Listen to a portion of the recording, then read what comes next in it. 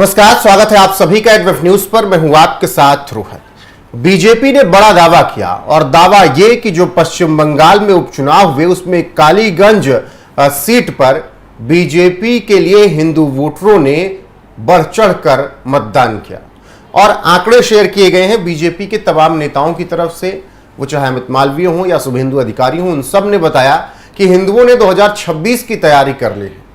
तो ऐसे में 2026 पश्चिम बंगाल के लिए क्या वाकई हिंदुओं ने मन बना लिया है कुछ बहुत बड़ा करने की? और कालीगंज उपचुनाव में उसका ट्रेलर दिख गया है। हालांकि कालीगंज उपचुनाव में बीजेपी को जीत नहीं मिली, टीएमसी के कैंडिडेट को जीत मिली, लेकिन हिंदुओं ने वोट किया बीजेपी को, ऐसा बीजेपी दावा कर रही। पहले कालीगंज पश्चिम बंगाल की उपचुनाव सीट के बारे में आपको बता देते हैं कि नतीजे क्या कुछ आए।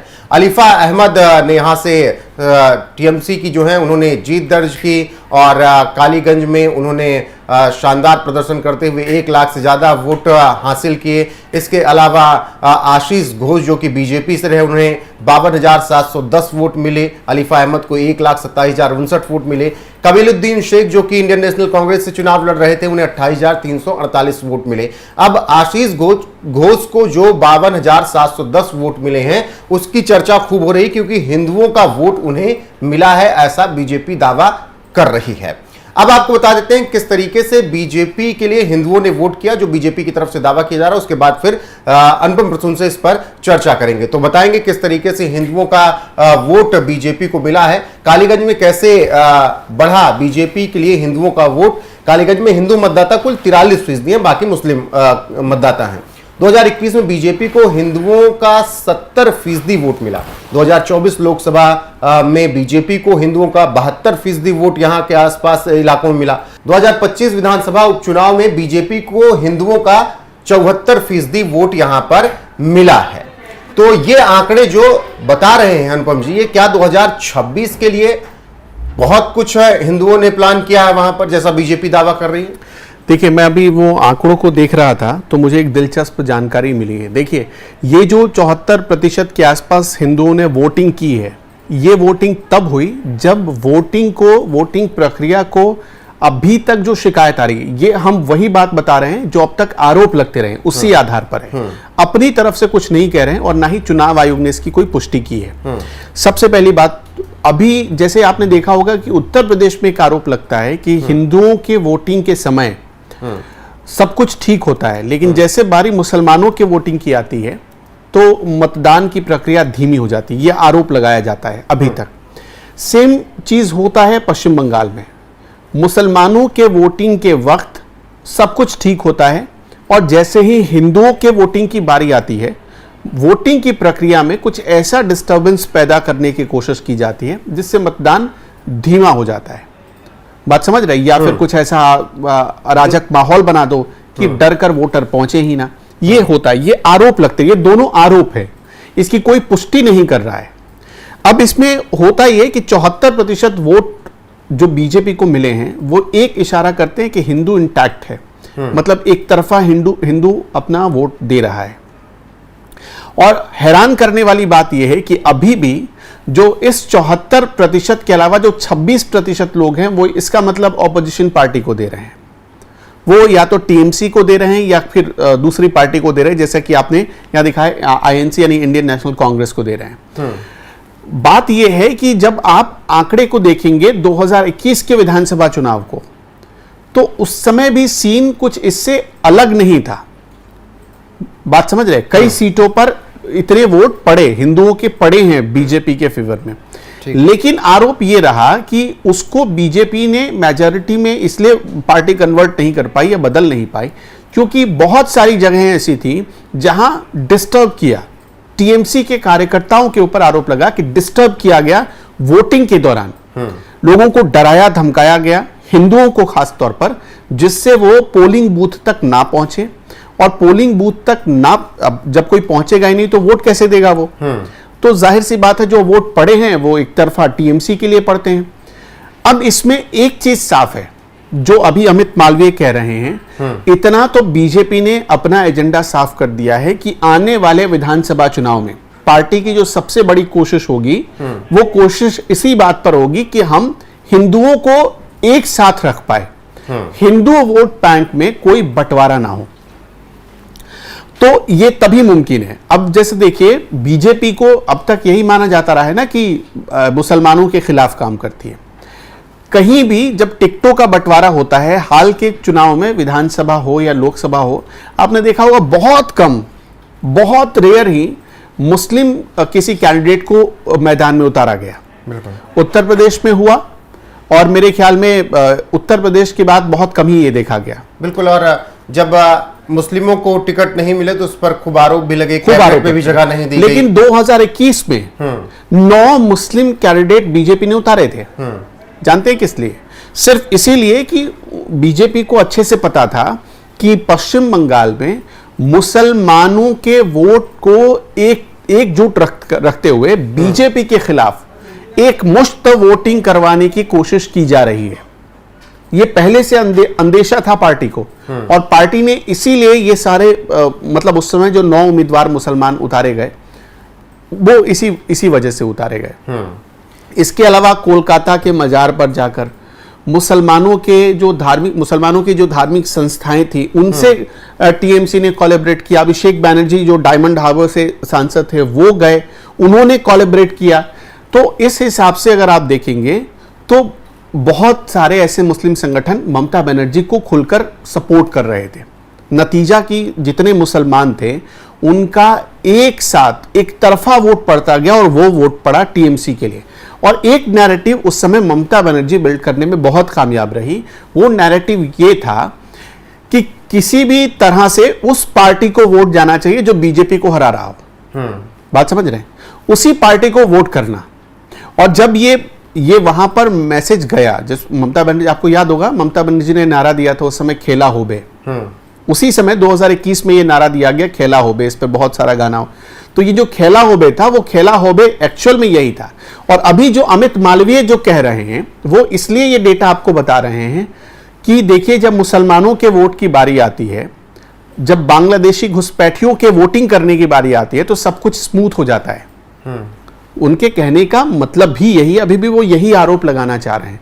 उनका कहना यही कि अगर मुसलमानों, ये जो बांग्लादेश से घुसपैठिए आए जो मुसलमान हैं, उनको हटा दीजिए तो पार्टी तो ऐसे ही जीत जाएगी, मतलब बीजेपी जीत जाएगी पश्चिम बंगाल। वो ये कहना चाह रहे हैं, और इसी वजह से उन्होंने ये बात कही है। अब देखिए, इसमें जो सबसे खास बात थी, मैं एक अपने दर्शकों को एक महत्वपूर्ण जानकारी बता देता हूं।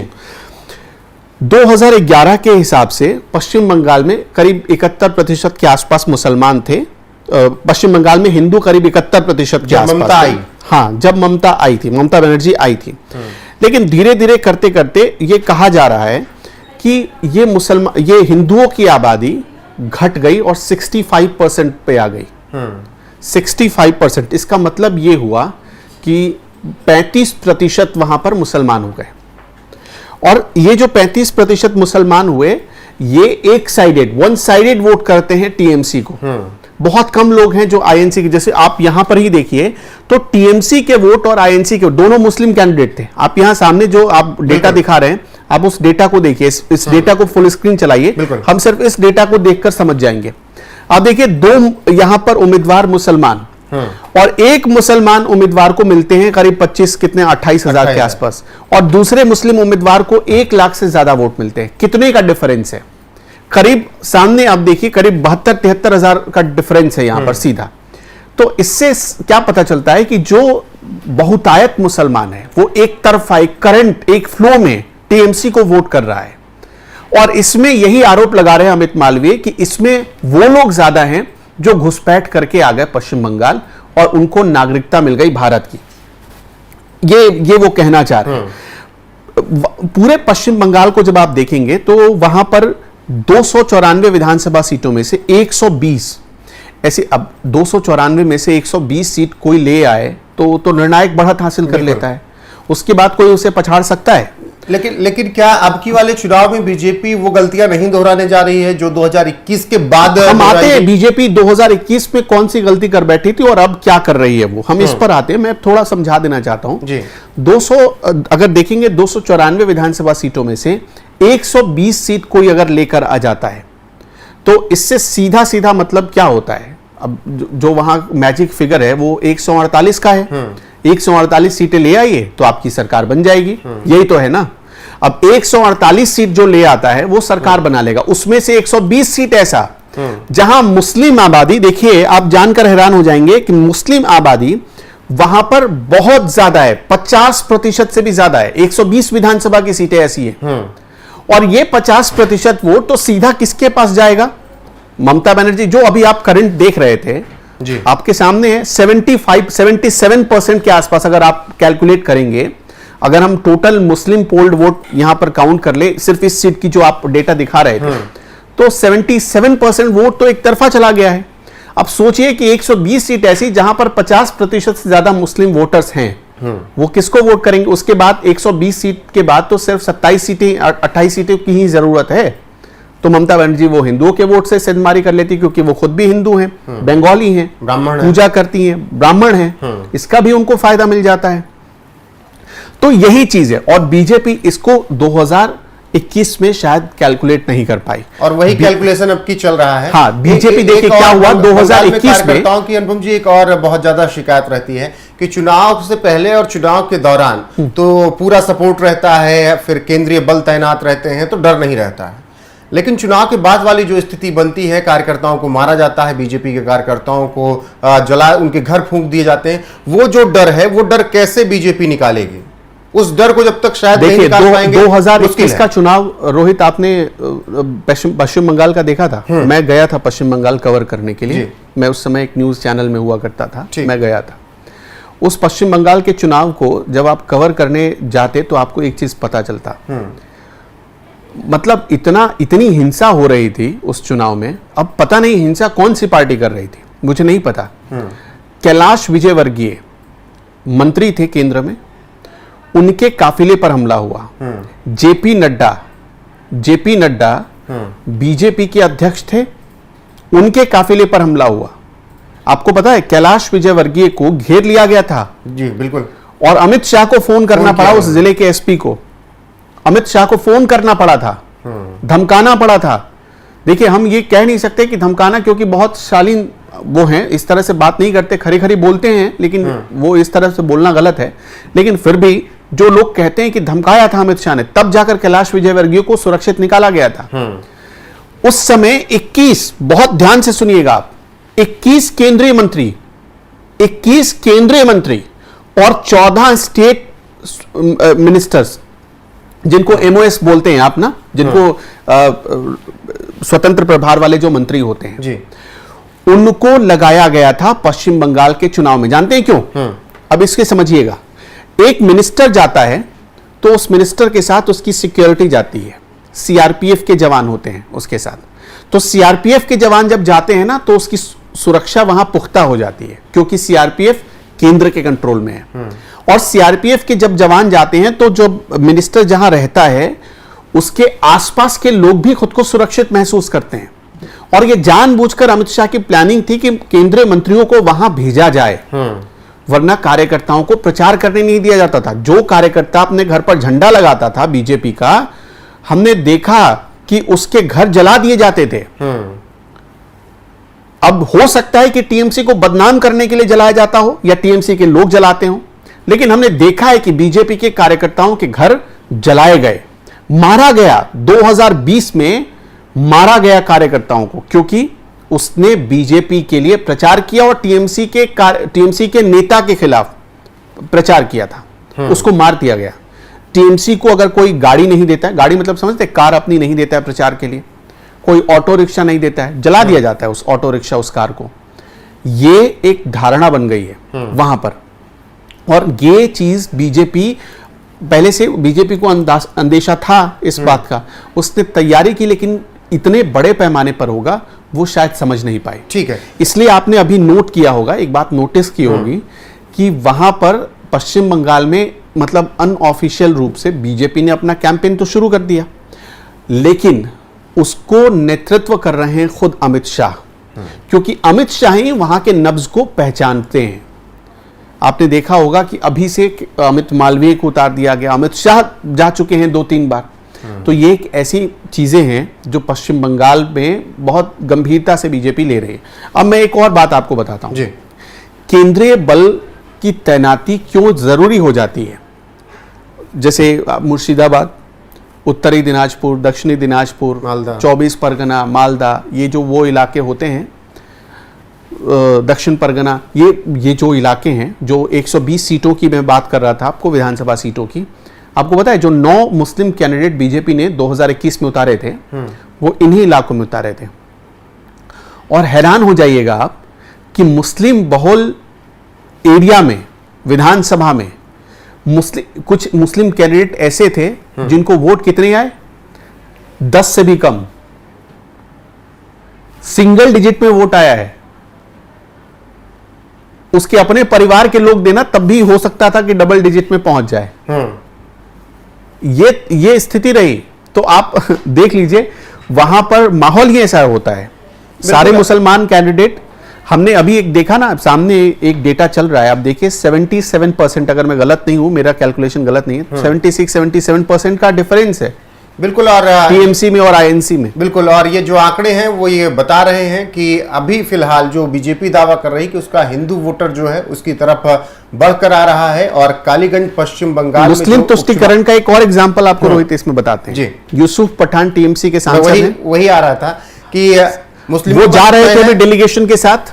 जब डेलीगेशन पे आने से पहले मुस्लिमों का बंगाल में ये तय है कि भले सामने अधीर रंजन चौधरी हो, कितना भी उसने काम पहले किया हो, लेकिन सामने अगर उसके यूसुफ पठान लड़ेंगे तो फिर यूसुफ पठान को ही वोट जाएगा। हाँ, सही है, ये बात आप सही समझ रहे हैं। वहां के देखिए, सिर्फ मुसलमानों को, मैंने आपको एक बात कही थी इस चर्चा में कि वहां के मुसलमानों को इस तरह से माइंड वॉश किया गया है कि वोट उसी को देना जो बीजेपी का ना हो, और उसमें भी उसी को देना जो जीत रहा हो। बात समझ रहे हैं? तो सेम इसी पैटर्न पर सारे वोटिंग होते हैं वहां पर, इसी पैटर्न पर वोटिंग होते हैं। और आप एक एग्जांपल मैंने और बताया कि सिंगल डिजिट्स में वोट मिले हैं मुस्लिम कैंडिडेट को कई जगहों पर, उन इलाकों में जहां 60% तक आबादी है मुसलमानों की। आपको हैरानी नहीं होती कि वो भी तो मुस्लिम कैंडिडेट था? अगर मुसलमानों से ही प्यार था तो कम से कम उसको यार 100 वोट दे देते। वहां 9 वोट, 8 वोट, 7 वोट ऐसे पड़े हैं। इसका मतलब उसकी अपनी फैमिली के लोग भी वोट नहीं कर रहे होंगे। डर इतना है, खौफ इतना है, क्योंकि टीएमसी के विरोध में कैसे चले जाएं। हाँ, और एक चीज और है, मुसलमान वोटों की चिंता इतनी ज्यादा है वहां पर, सत्ताधारी पार्टी को इतनी ज्यादा है कि यूसुफ पठान का नाम डेलीगेशन में दिया गया कि ऑपरेशन सिंदूर में जाकर आप लोगों को बताइएगा दुनिया में कि ऑपरेशन सिंदूर कैसे कामयाब हुआ। यूसुफ पठान ने बहाना बना लिया कि मैं बिजी हूं, मैं नहीं जा पाऊंगा। एक बात बताइए, आप बहुत व्यस्त हैं, एक सांसद बहुत व्यस्त है, वो सांसद बना क्यों है? देश की सेवा के लिए, जनता की सेवा के लिए। क्या देश के काम से ज्यादा जरूरी आपका दूसरा काम हो सकता था? और उसके बाद पता चला वो पिकनिक मना रहे थे। आपने देखा होगा कि प्याले के साथ एक कप चाय के साथ उन्होंने तस्वीर डाली थी। बिल्कुल, और वो तस्वीरें हम सब ने देखी थी। बाकी जिस तरीके से बीजेपी दावा कर रही है, आगे जो अपडेट आएगी पश्चिम बंगाल चुनाव पर हमारी नजरें लगातार बनी रहेंगी। हर एक अपडेट आप तक पहुंचेगी, बने रहिए हमारे साथ। नमस्कार।